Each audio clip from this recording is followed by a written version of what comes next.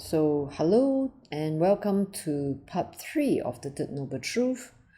So, remember the 12 links of dependent origination that was in the Second Noble Truth? Because Second Noble Truth is about craving. Craving brings on karma, right? Yeah. Or rather, karma conditions craving. Okay, so yeah, karma, mental volition, conditions feelings and craving. Yep. So they're all support to build a new experience again and again, born and die, right? A new psychological experience that is sensed through your six sense spaces, your body, again and again. Okay, so this is rebirth and death happens very often, frequently, in the span of one day. Okay, so when we are learning to transform the mind through the Four Noble Truth, and if you can see the 12 links of dependent origination, that will be even better. So again, as I explained before, if you can see the Four Noble Truth very clearly, that works too. You don't need to come here. So the Buddha keep expanding on all this because different people need different explanations. Some people just tell them Four Noble Truth, they get it. Some people tell them Four Noble Truth, they don't really get it, then you got to expand on it with 12 links of dependent origination and so on and so forth. Yeah, okay, so let's look at this. So for me, I meditated and I look at of course I memorized the 12 links of dependent origination, and I saw how the mind and the heart is feeling, mind works. When ignorance arises, it gives birth to a certain thought, and then there's sense, right? Sense base, your body starts to react, it starts to contract. Then you be like, I, which is the body and mind, need to do something, okay, with your thoughts and your because tomorrow my child needs to prepare for school. Have I reminded my child, right? Contact due to sense base in the day when you need to prepare something for a child, I, me, my, then you have this, right? So it comes like that, it goes like that, and then it creates a feeling, and then maybe I should abandon my meditation because you lock onto the feeling I ought to do something to prepare my child for a day tomorrow. I should get out my meditation now. You cling on it, yeah, then you stand up, then you become from a meditator to a mother. Okay, so this is a short example, right? So you see, first noble truth is here, okay, dukkha, right? 5 aggregates there also. Second noble truth, craving you become, right? So you can change your feelings, okay? So from ignorance, you may have all this, as I explained earlier, then you have a feeling, I must get out from my meditation now to do something for my child. Then you can change, hey, wait a minute. I'm doing this to stabilize my mind so that I can be a better parent, because I have gained certain stillness to self-reflect. So then you're changing unwholesome to wholesome. So I'm not saying that wanting to help your child pack for something for the next day is unwholesome. No, it's also wholesome. But since you have already put 10 minutes or 15 minutes of your time to do this, to change yourself, you can always take care of your child's things later after 15 minutes. So this is one change. Okay, so when you sit in meditation, you can see things like that. Like, I given myself 15 minutes. Let me sit through these 15 minutes. Any thoughts that come, feeling that come, let me see them according to these 12 links and change it, or to seize it so it doesn't give birth to another thought, another experience. So you can seize it and allow the mind to still itself for that minute, and then another thought comes, you either change it or you allow it to go away, to impermanence, seize it, then you gain another moment of stillness. So you see, that's how it goes.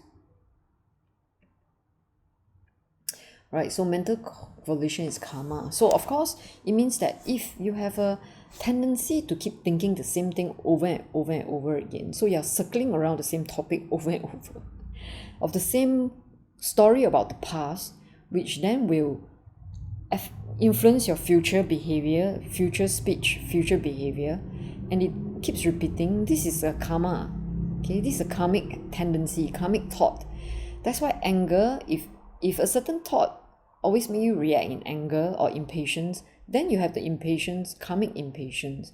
You have the karma of impatience and karma of anger that keeps arising. So the feelings is the easiest to see, yeah? Most people cannot see their thoughts. It takes practice to really see your thoughts, okay? Feelings is the easiest. Inform what you're thinking. Informs you what you're actually thinking. Then you can change it, all right? You can change that karmic tendency through watching your feelings if you are unable to look at your thoughts. So there are stages to tame the mind. I mentioned earlier through this circle, right? How you do it in meditation. You calm your mental volition through meditation. Your mind not still, cannot see thoughts, never mind. Feeling, craving, clinging, becoming. Then you change it, then you backtrack. Okay, or you allow it to cease through impermanence, then you gain one moment of stillness. When the thoughts are calmed, okay, through many moments of stillness, allowing things to cease or changing a feeling, there becomes space in your mind to observe these 12 links of dependent origination. So as I mentioned, it's easier to see the quality of your feelings than thoughts, but eventually as more and more moments of stillness is gained or becomes familiar to you, that stillness becomes familiar to you, then eventually you are able to, this thought arise. Why do I believe this thought so readily? Then you start to not believe your usual everyday thought because you recognize that they are actually pulling you into the same reaction of anger or impatience again and again. Then you realize, this is karma. I ought to lighten it. I ought to change it or allow it to cease so it doesn't arise again. Not through suppression, okay? First is through change, later you through letting go. It takes time, right? Okay? Volitional means intention. The Buddha said, monks, I do not say that there is a termination of volitional karma. Volitional karma is intention. This intention come out very quick, like reactional. Sometimes so fast you cannot even see. He said, I do not say that there's a termination of karma that has been done and accumulated so long as one has not experienced its results. So you see, you have to experience. Like for me, my family, my dad is impatient. I was very short-tempered and impatient. And I experienced it. You cannot terminate this short-temperedness and impatience until you experience it, okay? And I experienced it and I realized that it's imprisoning my heart and mind because I don't find being short-tempered and impatient pleasant at all. After many years of being like that and realizing that it has an impact on my relationships, I realized that, hey, this is something I ought to change, you see? So this is volitional karma. It is a tendency that I have. When I was young, I was like, because my parent is like that, I got the genes, I took it from my parent. I realized it's not true because I could change, but my parent could not.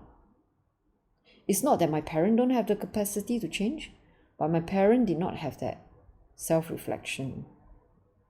Not that my parent don't have the potential for self-reflection. It's just that spiritually speaking, maybe I'm more mature than my parent. Okay? That's all. Right? Okay. So he said, whatever volitional karma there is no termination until you experience its result, either in this very life, next rebirth, or some subsequent occasion. But I do not say that there is making an end of suffering so long as one has not experienced the results of volitional karma that has been done and accumulated. Again, it is like saying the same thing differently. So you can make an end to karma. Okay? End to karma is nibbana. You can make an end to karma, but you can't make an end to it unless you have experienced the results and become aware of it. Because if you're not aware of your habitual tendency of impatience, anger, reaction, how can you ever put an end to it? You just cannot. Okay, you will only accumulate more and more. Cessation of karma, according to the early Buddhists. So, monks, you say task, and I say task also. When this does not exist, that does not come to be. With the cessation of this, that ceases. That is, with the cessation of ignorance comes cessation of formations. With the cessation of formations, cessation of consciousness. With the cessation of consciousness, cessation of mentality, materiality, which is name and form. With the cessation of name and form, cessation of six sense base.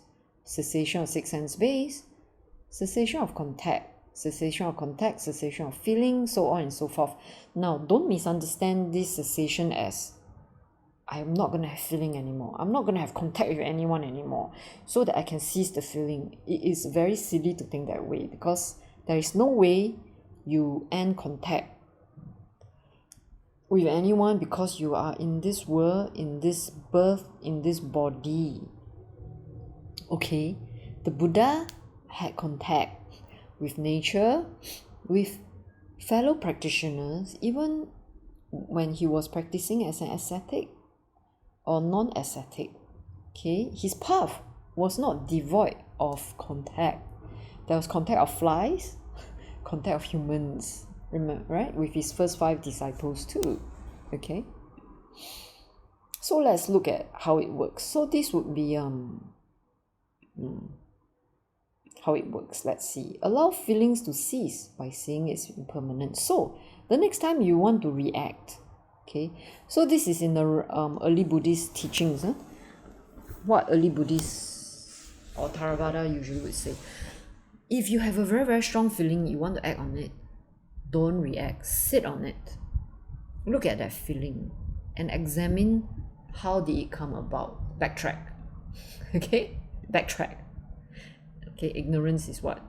Ignorance is non-application. That means you're applying your mind without seeing experience through the Four Noble Truth. Okay, ignorance. So you see how much you can backtrack. Allow feelings to cease, to sit on it first. I know the need to react is very strong, but there's no need to react. Sit on it first and backtrack and see. Okay. Thoughts are a cause of various feelings and vice versa. So thoughts and feelings are the two sides of the same coin. Thoughts condition feelings. Sometimes without thought, feelings condition thought. For example, you see fire, immediately feeling come before thought. What's that feeling? Fear. Oh no, fire near me. Am I going to die? See, it conditions, right? So it's vice versa. So since feelings are easier to see, especially for beginning meditators, look at your feelings first. Okay. The links are interdependent, interrelated, not linear in experience. Okay, they are not so linear. Right? You got to look carefully at your experience.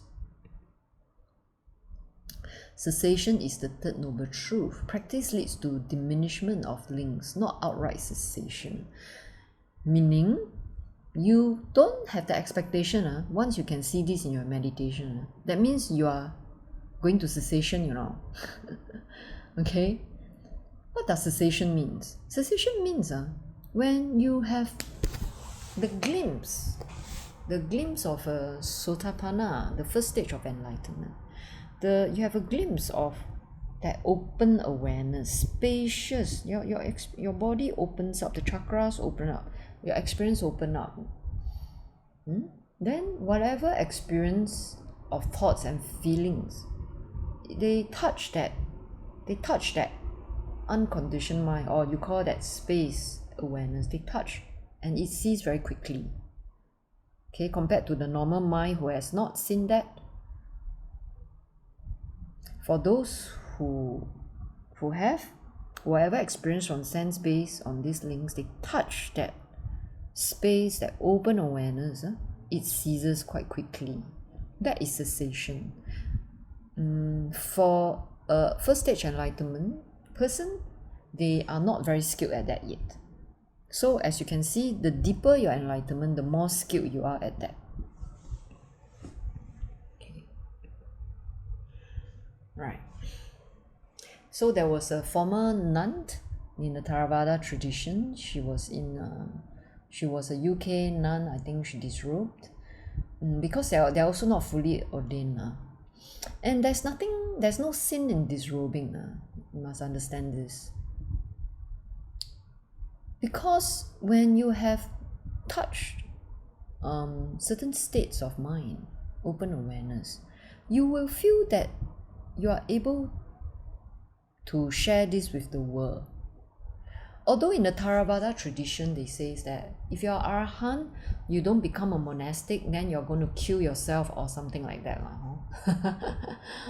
Actually, you don't really need to shave your head and wear a robe in order to be a monk, or even if you touch a state. You just need to be the monk or the nun in your heart. Okay? So I might be scolded as being blasphemous here. I mean, go ahead. I may have the wrong view. Also, I may have. You can scold me, it's not a problem. But just applying my mind rationally and logically speaking, it's not about shaving your head and changing robe and quickly, getting yourself into a community of people who also wear robes and shave head and live a certain lifestyle for an Arahant. An Arahant has no more concept of an I. You must understand this.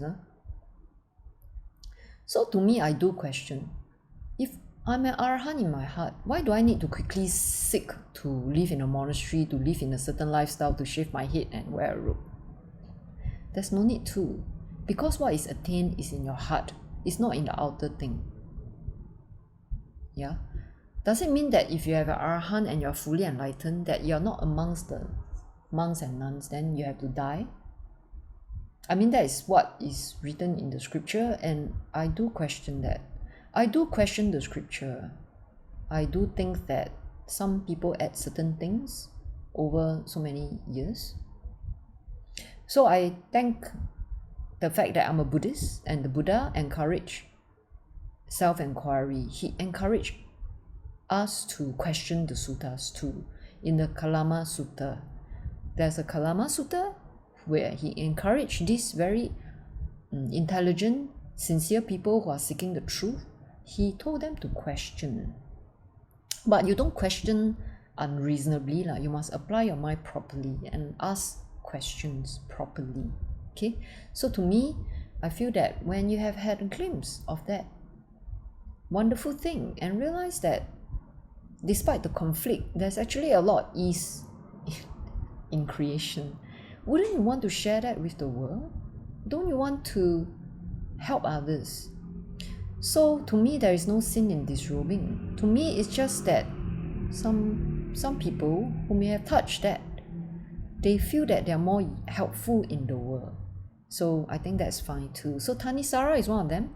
She wrote this book, Time to Stand Up. And there was an interview of her on YouTube, and I really enjoyed her interview, so I'm sharing this. So she said, from a Western viewpoint, since I'm Singaporean and we are very westernized in our education, so I'm sharing this. So she said, many Westerners, cynical of faith-based theistic approaches, as we have seen, many people are tired of going to churches and telling you that you have to believe in God, you're going to hell. Because we're also educated, we're learning to discern, to ask questions. So many people are cynical of faith-based, theistic. Theistic means God-based approaches. Okay? They are cynical of that because it offers very few contemplative practices. It's only asking you to have faith, believe in what the pastor says or whoever says. Just believe me. I say this, you believe, okay? So there's hardly any contemplative practices. So therefore, they are attracted to the Buddhist negation. Negativa. Negativa is negation. Okay, means you take away this, you take away that, right? So the 12 links dependent origination is very good. So you are negating, I am not this. If okay, am I my body? I can't be my body, because if I'm my body, the body should be able to last. If this identity Maisie is permanent, it should be able to stand up through time and be permanent. So the body is definitely not one of them. I negate the body. So this is what means by negativa. So she said this is, or in English, negation. So she said this is a Christian term, which means stripping away conceptual imagining of God. Okay, instead, through meditation, the direct personal knowing of what Buddha called the deathless Dharma, or in Christian terms, the kingdom, is realized, which is an internal refuge, not an external place. Meaning, therefore, it reinforces what I'm saying. If somebody is enlightened, their refuge is in their heart, inside them. Why do they need to seek outer refuge? Okay? So, stripping away conceptual imagining of God. Indeed, it is true. As I mentioned in a session before, Gautama Siddhartha is definitely not an atheist. He's definitely not agnostic. He definitely believes there is something called God, but he don't call it God.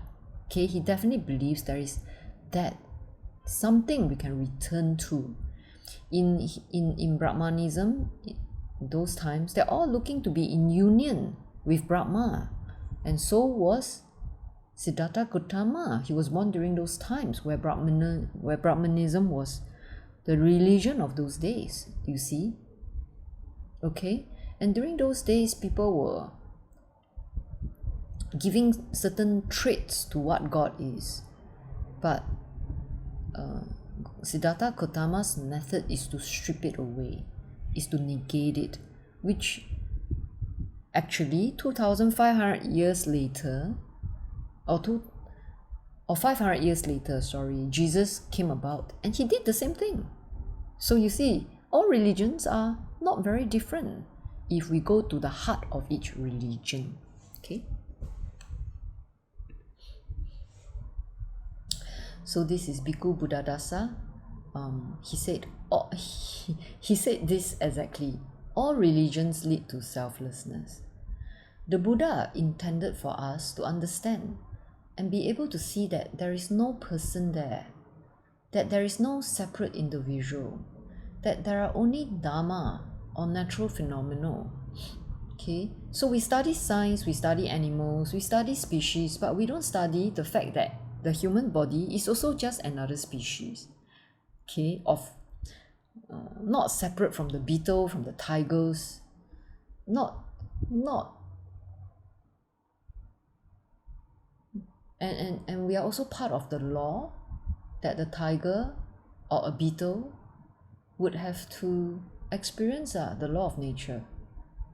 Okay, so he said there is only natural phenomena, there's no one there, there's no tiger, no beetle, no human. We're just all part of this movement of the law of nature, which therefore, why is there a law? Who created the law? What is this thing? You understand? Spiritual practice is to understand all these things.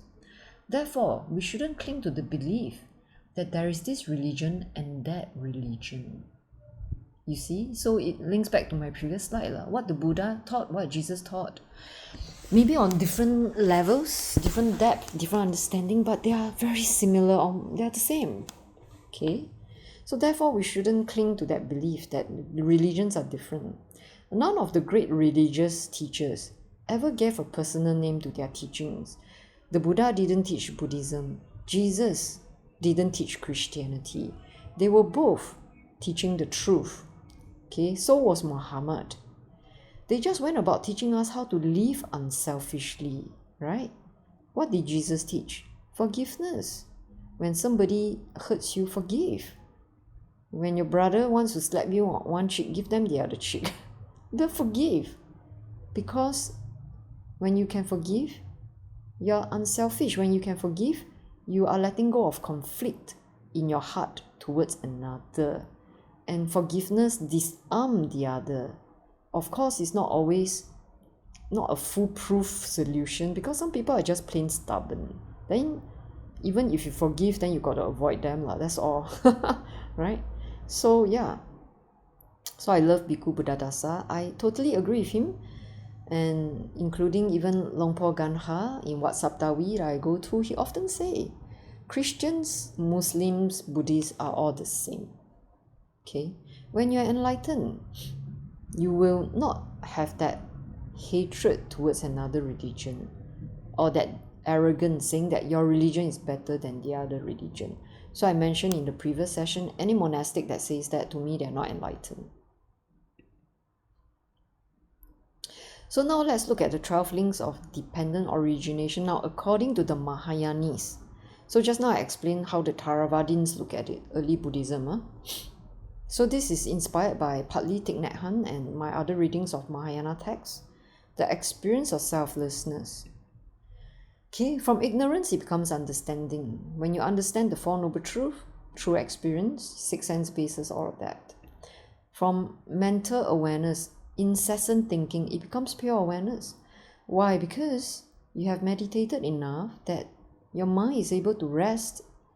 You see, I mentioned before that Nibbana is basically the rest between thoughts, okay? The rest between your breath.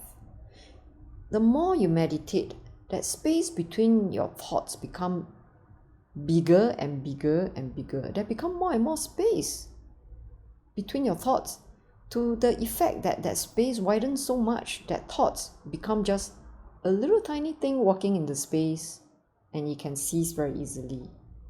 So from mental volition, it becomes pure awareness. Now you see how the end of karma can come about. Karma means end of volition, means volitional thinking, mental formations. Okay, so when you can rest in that pure awareness, which is very spacious, less and less thoughts perturb you, feel the less need to think. Yeah, so it's been transformed to that. Sense consciousness become unified consciousness. So many people have this misunderstanding, right? That that detachment from sense base means you ignore sense consciousness.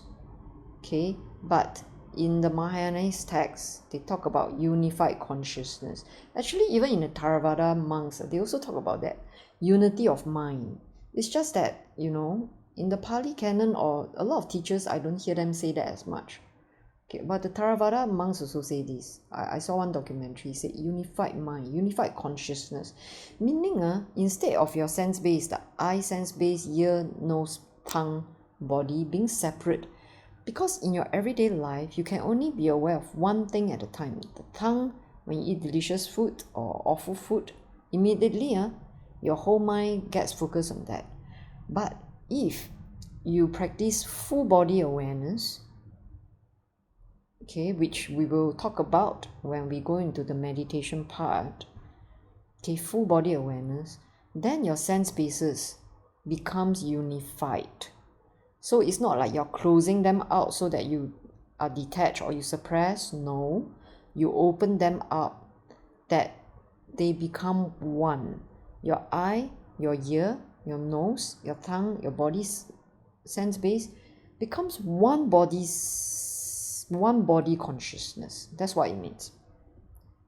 So mentality and materiality become sightlessness. Meaning when your consciousness is unified, you become one in your body. Okay, the mind and body become one, unified consciousness, unified awareness. There is sightlessness, meaning you're no longer focused on only one sense consciousness all the time. You actually move as a whole consciousness. Because you move as a whole consciousness, that space and awareness, whatever you see, feel and touch, you're no longer so focused on the touch, the smell, or the tongue. How do I say this? Even when you smell smelly things, it is, yes, you can smell that bad smell, but your body is not so, your mind is not so fully focused to that smell. Oh, so smelly. Your mind is fully distributed along the body, where the whole body consciousness can touch that unpleasant smell and is not so repulsed by it. Signlessness. Okay, when you are repulsed by it, there's a sign pointing this is bad smell, get away from it, because you're only focused on that smell. But if you're fully body aware, that repellent smell isn't so strong, then it's signlessness. Then you're less repelled to the fact that you're not even repelled. Okay, no reaction, signlessness. Then sixth sense base, non-identification with the sixth sense base. Why? Because you have become one. You're walking on earth with your mind and body as one. So no identification with individual sense base anymore. Contact, signless contact, right? Okay, because usually when we touch something, just like the smell, bad smell example I give you, right? You touch something, you're fully absorbed by the touch. No, this is the full body touching, signlessness. Feeling, tranquility. Yeah, craving, contentment. Clinging, letting go. You see, you let go, become content, or content become tranquil. Why? Because it's supported by all of this. Yeah, they're no longer conditioned anymore. You see, that's just pure awareness. No more conditions, no more individual conditioned things. Become non-becoming lah. You no longer become like, okay, coming to the rubbish and smell bad thing. You no longer have to become someone who runs away from the bad smell because I hate bad smell, I hate rubbish smell. No, you become one who is okay with it, okay with everything. Smell is just smell, signless, because that smell touch your full body awareness and it can pass through letting go. Then there is no hate, content, non-becoming, no birth. If you run away, you react, I hate smell. You are the person who hate bad smell, rubbish smell. So you don't run away, no birth of that person who hates rubbish smell. So no death lah, because don't have that person because you have understanding. Understand?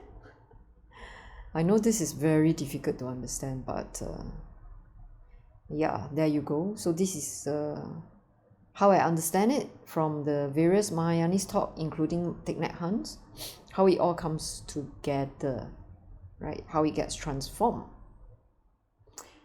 So see experience instead of seeing the self-experiencing. Usually we see experience through the lens of a self, a personality which we think is real and we think is permanent. Actually, your personality is not permanent, is not real. So learn to see experience as experience. So the Buddha said, monks, knowing and seeing in this way, meaning what? Seeing things through Four Noble Truth. Would you run back to the past task? Were we in the past? Were we not in the past? What were we in the past? How were we in the past? Having been what? What did we become in the past? The monk said, no, venerable sir. Knowing and seeing in this way, would you run forward to the future? Shall we be in the future? Shall we not be in the future? Right? How and what shall we become in the future? No, venerable sir. Knowing and seeing in this way, how will you be inwardly perplexed about the present task? Am I? Am I not? What am I? How am I? Where will I go? Say, no, venerable sir. Knowing and seeing this way, would you speak thus? The teacher is respected by us. We speak as we do our respect for the teacher. No, venerable sir. So this is very important. This part is very important. So the Buddha is saying, when you see your experience through the Four Noble Truth, right? Okay? Not getting what you want, separated from what you want, clinging on the five aggregates.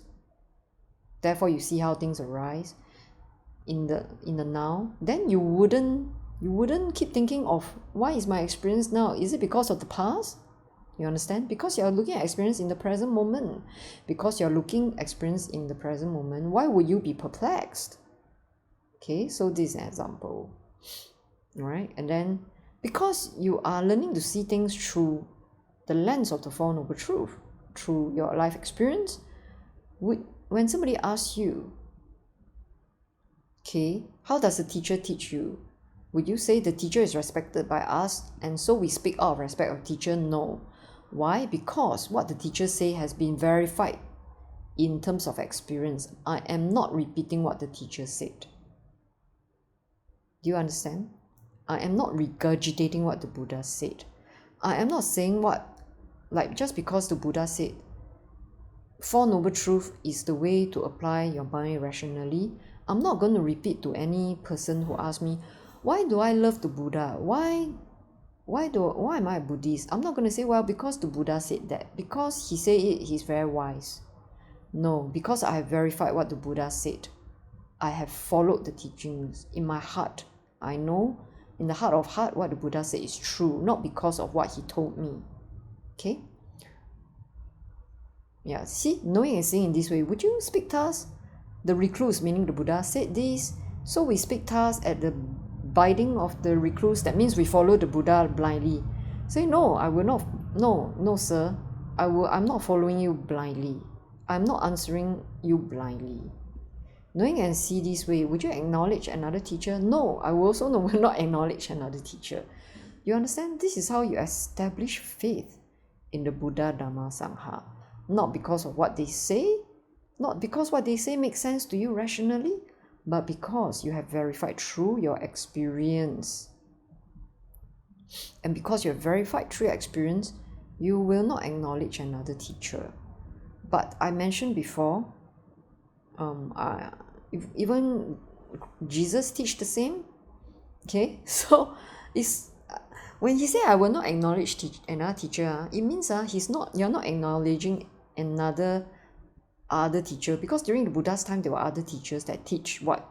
Teach eternalism, teach materialism, teach or the Jains, very extreme kind of asceticism. That's what he meant lah. Okay.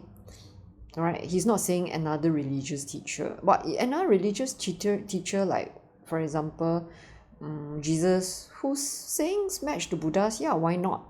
Okay, so knowing and seeing in this way, would you return to the observances, debates, auspicious signs of ordinary recluse and Brahmins, taking them as the core of the holy life? Meaning, would you go back and become superstitious? Someone tell you, hey, you have to do certain observance in order for your life to be well, to how to say, like rites and rituals lah, basically. Okay, or somebody say, hey, so that fella somebody died in the house, you better don't go there because later give you later bad luck for you, you know. So will you take all this from other spiritual teachers? You won't lah, because you have experience. You are learning to apply your mind rationally, so you don't believe all these things anymore lah.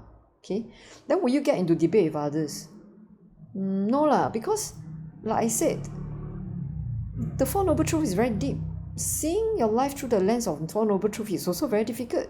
I've shared this with a few friends. None of them are able to do it.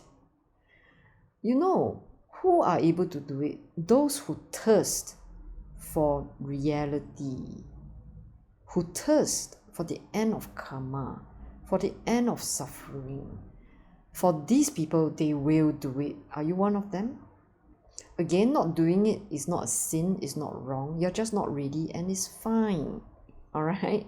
So you can also just take these teachings just as a way of learning lah. In the future, or this life, or in the future, next many lives later, you're ready, then you do it lah. It's also okay. Alright? Yeah? Alright. So no, Venerable say I will not take all these debates. I will not debate other people. What's there to debate? You cannot debate with another religious person who takes the text out of blind faith, because they'll never listen to you, because you're seeing it through experience, and they will never do it. So the debate is useless. So don't bother. Yeah. So do you speak only of what you have known, seen, and understood for yourself? Yes, Venerable Sir. So you understand, whatever we do, we're not faithful to the Buddha because he said so, because he says it's right. Nor are we faithful to monks because he says it's right. Because in our hearts of heart, who have experienced what the Buddha experienced. This is what makes a true Buddhist. You're not a Buddhist if you have not experienced what the Buddha experienced. This is what a monk said when I attended a class, and instead of feeling sad, I was very inspired by what he said, the monk. You're not a Buddhist unless you experience what the Buddha experienced. It drove me to really practice because I really want to experience what the Buddha experienced. Okay. So I think we'll stop here. It's already 40 minutes this session. I will continue part 4